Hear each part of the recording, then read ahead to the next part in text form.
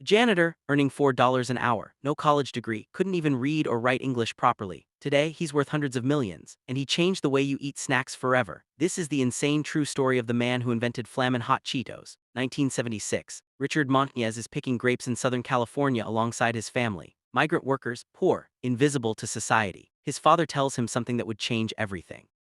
Mimicking his father's voice, make sure when you leave this place they know you were here, make a difference.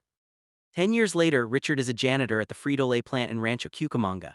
He's mopping floors, cleaning toilets, while executives in suits walk past him like he's invisible. But Richard notices something. He's watching the production line day after day and he sees that Cheetos, these puffy orange snacks, are being made for one type of customer: white suburban America. Meanwhile, Richard's community, Latino families, they're not buying them. Why? Because they're bland, no spice, no flavor, no fire. Then one day in 1989, everything changes. The CEO of PepsiCo, Roger Enrico, sends a message to all employees, even the janitors: think like an owner, act like an owner. If you have ideas to improve the company, speak up. Now, most janitors would ignore this, but Richard, he takes it seriously. He remembers the street vendors outside his childhood home in Mexico. Elote grilled corn covered in chili powder, lime, and cheese. That's the flavor his community craves.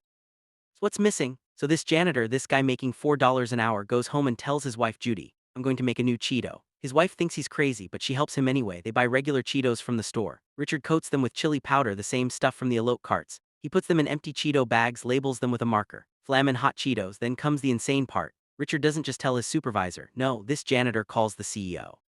Directly, Richard gets through to the CEO's secretary. He says he has a product idea. She asked for his title. He replied, I'm a janitor. Somehow she puts him through. The CEO agrees to visit the plant in 2 weeks. Richard has one shot, but there's a problem. Richard has never given a presentation in his life. He can barely read English. He's never worn a tie. He doesn't even own a tie. He goes to the library, studies marketing books, practices in the mirror for days. His kids help him with the English. His wife coaches him on confidence. The day arrives. The CEO walks into the conference room, and there stands Richard Montañez, the janitor, in a bar suit, sweating bullets with his homemade Flamin' Hot Cheetos. The executives are furious. Who does this janitor think he is? But the CEO, he tells Richard to present. Richard opens with a question that changes everything. When was the last time you walked into a store in an inner-city neighborhood?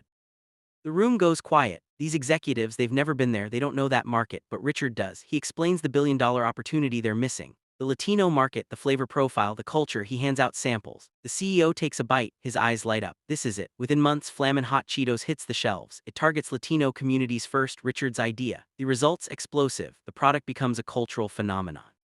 Not just with Latinos, with everyone. Hip-hop artists rap about them. Kids trade them at school like currency. They become a billion-dollar product line. And Richard, he goes from janitor to marketing executive, from $4 an hour to a multi-million-dollar career. He becomes a VP at PepsiCo, writes a best-selling book, gets a movie deal with Disney.